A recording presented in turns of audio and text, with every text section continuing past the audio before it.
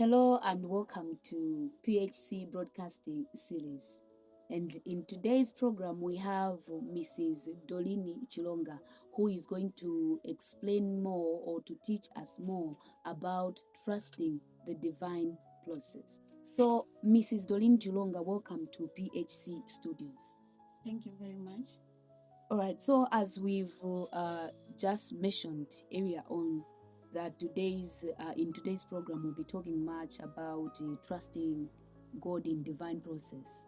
Would like to understand or to trying to explain to the newly maybe born again Christians or some people who do not know what is divine process really. How should we understand this one? Okay. Divine process is a process whereby we trust God for the higher plan that He has for our lives. It is a divine plan, a divine order for our lives. Okay. I can set an example of our friend Joseph from the book of Genesis.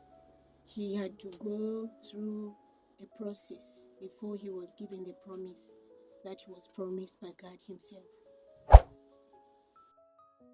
Okay, so taking it from the example which you've just given about Joseph from the book of Genesis, what should we do when it feels like God's timing is slow? What should we do? Okay, on that one is supposed to remain faithful. You have to remain faithful. You have to remain focused. You have to remain with your integrity. You need to keep your integrity. You also have to make sure that you keep trusting the timing of God, because He may delay, but then delay is not denial. In His delay, He knows what He does in His secret place. Because when you look at the life of Joseph, even though God delayed in his life, because there was a time he was abandoned by the brothers, he was sold out. All those moments were a time of delay. They were silent moments from God. There were moments whereby he felt God was delaying things. The moment he was sold out, God was still like in a place of delaying things. But when you look at the whole process, the delaying moments were meant for the process itself, because he was being processed for the promise that was before him. So, Mrs. Doreen Chilonga, within your explanation, I heard you saying, and I quote the statement or the word, delay is not denial. It's actually a saying that most of the Christians or most people, they actually say it. But in this case, what does that really mean? Okay, on that one, to say delay is not denial. When we go to the example that we've just been giving about Joseph, we saw that it was painful, because the moment he was given the promise to the time that the promise was being fulfilled, or to the time that he was now appreciating what God promised him through the dream, according to the divine plan that God had upon the life of Joseph, we're going to see that the delay was just too long, because he was sold out. He was a slave in the land of Egypt. From there, he was imprisoned. And when you look at the period itself, it was a very long period, which meant the delay was so big, but it wasn't meant to be denial, because by the end of the story, we're going to find out that Joseph, in a day, was a prime minister. In a day, was given everything that somebody would have been searching for so long, or maybe for a lot of time, or for years. But he was given all those things in a single day. So you can see through the word that when God is delaying or is taking time, He knows what He's doing, because by the end of the day, He's going to give you everything, maybe in a moment, even the things that you never expected. In relation to God's timing, do you have some personal examples that you can share with the audience? As in how God has taken you through the divine process, His timing. Would like to hear more on those experiences. Fine. Of course, I'll also pass through a process according to the divine plan of God Himself.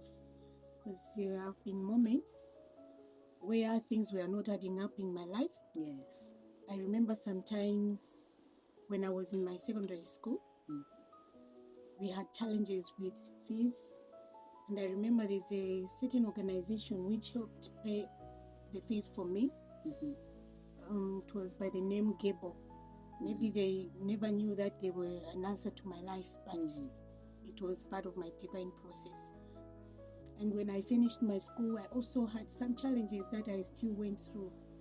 But I thank God that by today I'm able to say I'm an accountant by profession, and that I have my degree with me, and planning to do my master's by God's grace this year.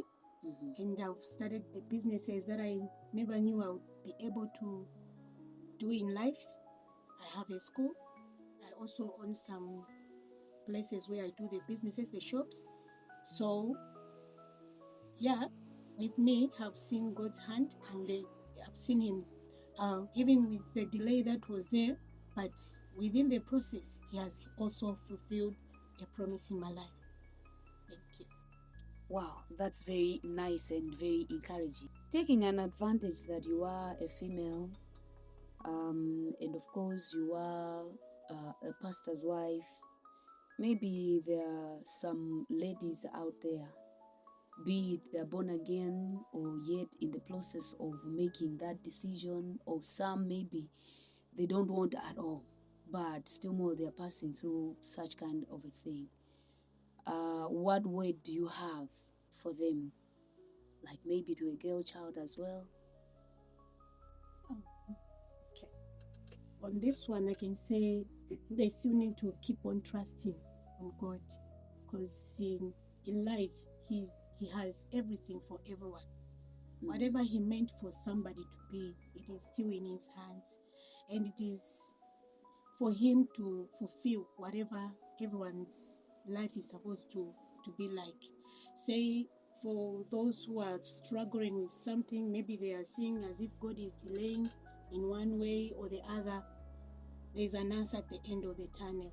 They just have to focus ahead. They just have to keep on going. They just have to trust God, because there's a day when the prison doors are going to open for them, just as it was with Joseph. They are not going to remain in the prison forever. There's always an answer at the end of the tunnel.